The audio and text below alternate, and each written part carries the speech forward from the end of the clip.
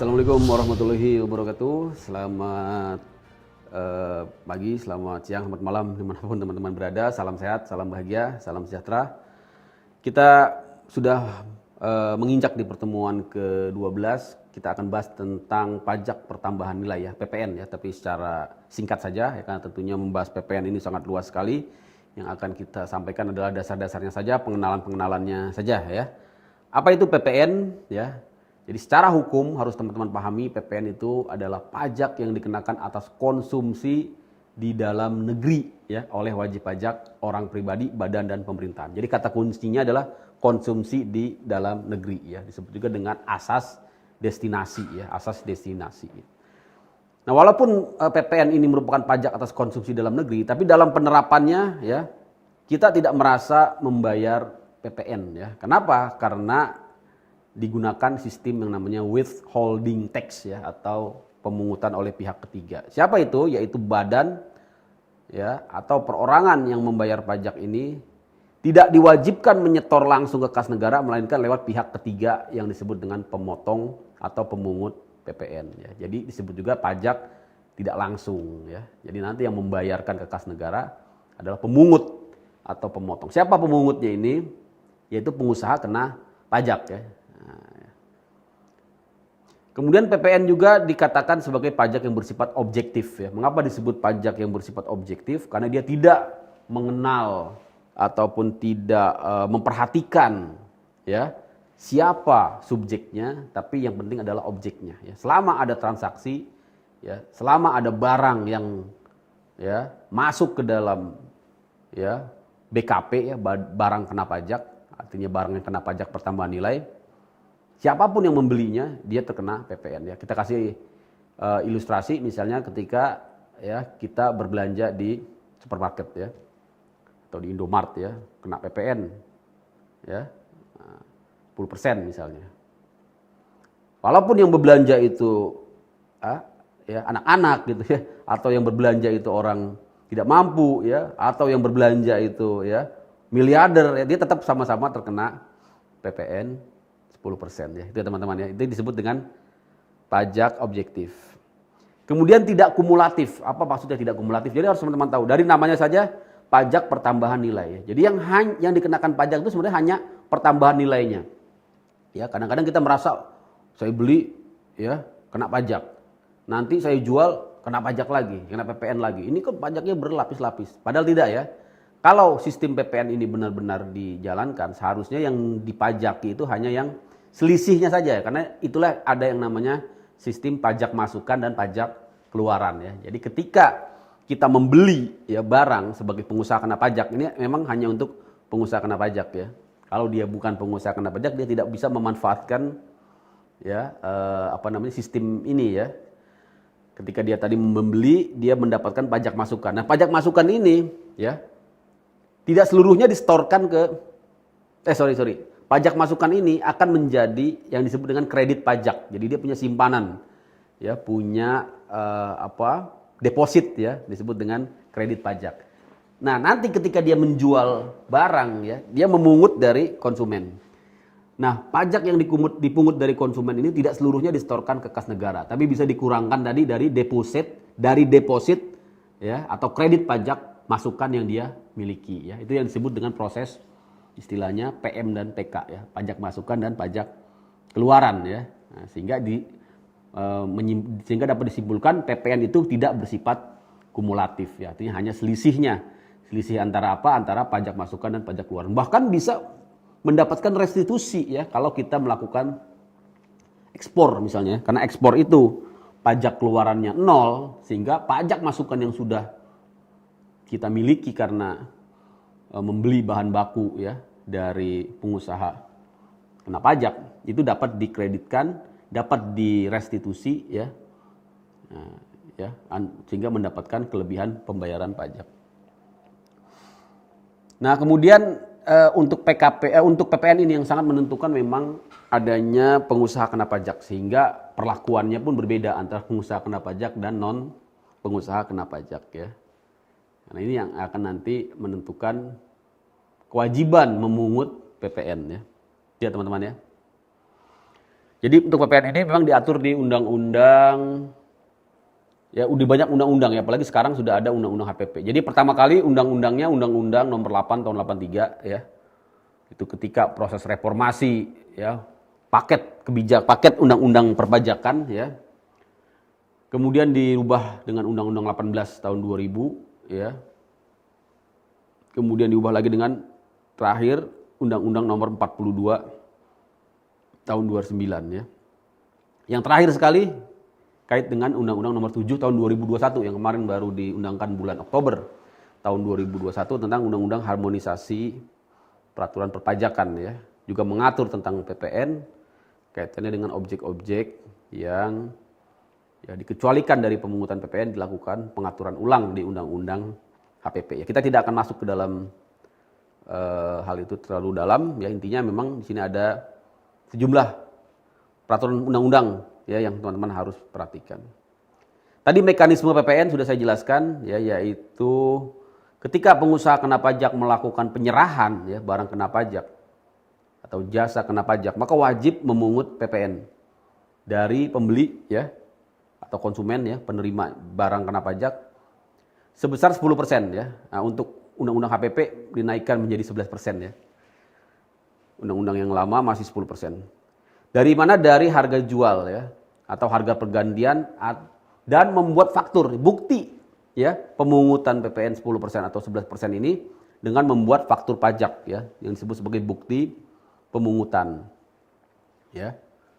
Nah, PPN yang tercantum di dalam faktur pajak tersebut merupakan pajak keluaran ya, dianggap sebagai pajak keluaran buat pengusaha kena pajak ya.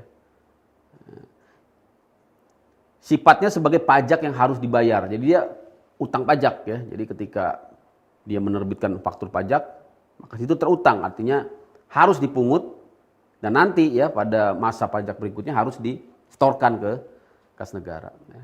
Pada waktu PKP di atas melakukan pembelian, nah kalau dia melakukan pembelian ya ataupun perolehan jasa yang dikenakan PPN, maka PPN tadi sudah saya jelaskan menjadi PPN masukan ya.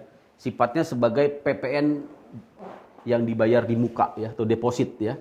Sehingga barang kena pajak atau jasa kena pajak yang dibeli tersebut sepanjang barang tersebut jasa ataupun barang yang dibeli tersebut berhubungan dengan kegiatan usahanya. Memang ini hanya pengusaha ya yang bisa memperoleh benefit dari pajak masukan ini ya. Dan tidak semua pajak masukan bisa dikreditkan, hanya yang sepanjang yang ya berhubungan langsung dengan kegiatan usahanya. Itu ya teman-teman ya. Kemudian untuk masa pajak ya atau setiap bulan ya, jadi masa pajak itu adalah bulan ya. Apabila jumlah pajak keluarnya lebih besar, tadi seperti saya sampaikan, lebih besar daripada pajak masukannya, maka selisihnya ya harus disetorkan ke kas negara paling lama akhir bulan berikutnya ya. Kalau sekarang misalnya bulan Januari ya tanggal berapa sekarang misalnya tanggal 20 atau 24 ya dia melakukan pemungutan ya, maka paling lama ya masa pajak bulan berikutnya ya dia harus store ke kas negara ya di akhir bulan ya masa pajak berikutnya ya, berakhirnya masa pajak gitu ya. Ya. Akhir bulan berikutnya ya atau akhir bulan berikutnya setelah berakhirnya masa pajak ya. Jadi bulan Februari ya tanggal 28 atau tanggal 29 akhir bulan Februari ya. Dan sebaliknya apabila jumlah pajak masukannya tersebut lebih besar ya dari pajak keluarannya, maka selisih tersebut dapat dikompensasi ya. Dikompensasi ya artinya diperhitungkan lagi di masa pajak berikutnya. Dapat juga dilakukan restitusi ya, pengembalian. Apabila pada akhir tahun buku masih terdapat kelebihan pembayaran PPN ya. Itu ya teman-teman ya. Tapi lagi-lagi kemudahan ini hanya diperoleh oleh PKP, pengusaha kena pajak. Makanya ya, benefit ini harusnya menjadikan ya PKP sebagai ujung tombaknya pemungutan PPN. Di satu sisi juga memberikan benefit kepada wajib pajak ya. PKP di atas ya wajib menyampaikan SPT masa. Jadi sesudah dia melakukan pemungutan ya, sudah dia melakukan penyetoran, dia juga melakukan pemberitahuan dalam bentuk SPT massa setiap bulan ke kantor pelayanan pajak pada akhir bulan berikutnya, sama ya, batas waktunya sama dengan masa penyetoran ya. Jadi kalau dia store ya akhir bulan, ya paginya dia store, nah, siangnya dia lapor ya. Kalau benar-benar di akhir masa ya. Kemudian apa saja objek PPN? Nah ini ya, jadi intinya adalah penyerahan barang ya. Ataupun jasa kena pajak. Kemudian impor ya, impor juga menjadi objek PPN. Kemudian pemanfaatan barang kena pajak tidak berwujud. Nah ini ya, dari luar daerah pabean atau impor ya, barang tidak berwujud. Barang tidak berwujud itu misalnya haki ya, termasuk juga di dalamnya software ya. Software juga ya, masuk ya, apa namanya? Aplikasi ya, aplikasi komputer ya. Termasuk juga pemanfaatan jasa kena pajak dari luar daerah pabean, artinya impor jasa ya, impor jasa dari luar daerah pabean dan dimanfaatkan di dalam daerah pabean. Nah, ini yang kemudian sering dispute ya, karena kadang apa namanya pemanfaatannya tidak dapat dibuktikan ada di dalam daerah pabean ya. Kemudian ekspor barang kena pajak berwujud, ekspor juga dikenakan ya. Nah, tapi untuk ekspor ya barang kena pajak ya berwujud, ini tarifnya 0. Jadi walaupun dia objek PPN, tarifnya 0, sehingga di sini menjadikan keuntungan untuk pengusaha kena pajak apabila dia melakukan ekspor, dia dapat melakukan ya restitusi ya, atau mengkreditkan ya pajak masukannya yang tentunya akan lebih besar dari pajak keluarannya, karena tarif PPN untuk ekspor adalah 0. Kemudian objek PPN juga kegiatan membangun sendiri ya, bangunan ya, ini ya, yang luasnya lebih dari 200 meter. Ini mungkin yang terkadang implementasinya ya banyak dilewatkan oleh wajib pajak yang melakukan kegiatan membangun sendiri bangunan ya. Kenapa kok dikenakan PPN ya, kan saya bangun-bangun sendiri. Ini asas keadilan gitu ya. Karena kalau kita bangun pakai developer sudah pasti dikenakan PPN. Maka yang bangun sendiri ya juga dikenakan PPN. Yang terakhir adalah penyerahan aktiva yang menurut tujuan semula tidak untuk diperjualbelikan. Sepanjang pajak masukan yang dibayar pada saat perolehan aktiva tersebut boleh dikreditkan. Ketika aktiva itu dapat dikreditkan gitu, atau boleh dikreditkan, maka ketika dia dijual dia menjadi objek PPN. Artinya nanti pajak keluarannya ini dapat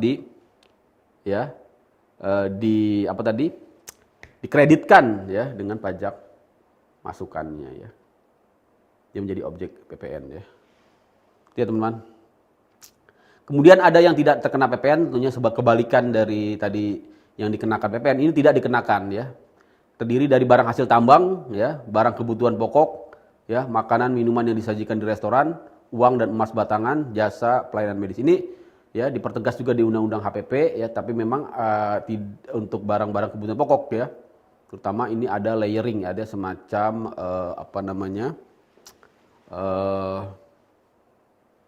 pengkhususan gitu ya, karena tidak semua barang kebutuhan pokok ini dikonsumsi oleh rakyat kebanyakan gitu, ada juga yang bersifat premium. Jadi teman-teman bisa bahas lebih lanjut di Undang-Undang HPP ya, tentunya bisa cari di sana ya.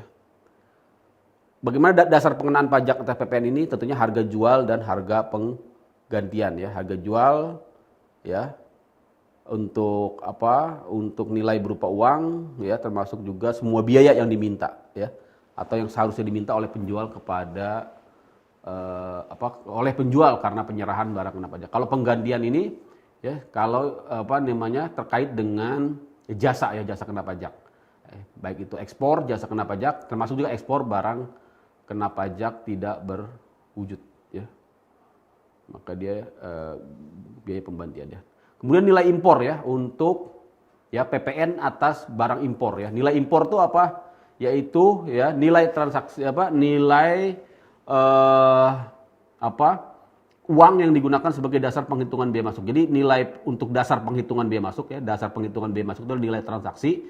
Jadi CIF ya, kalau kita teman-teman lihat nanti di Undang-Undang Kepabeanan namanya CIF ya, cost artinya biaya barang tersebut, insuransinya juga, termasuk juga freight-nya, ditambah juga nanti dengan biaya masuk itu sendiri ya, itu menjadi nilai impor. Ditambah juga dengan cukai, kalau dia ada cukainya, nah baru nanti dikalikan dengan tarif PPN ya 10 atau 11%. Nilai ekspor ya, yaitu nilai yang tercantum di PEB lah gitu ya, pemberitahuan ekspor barang.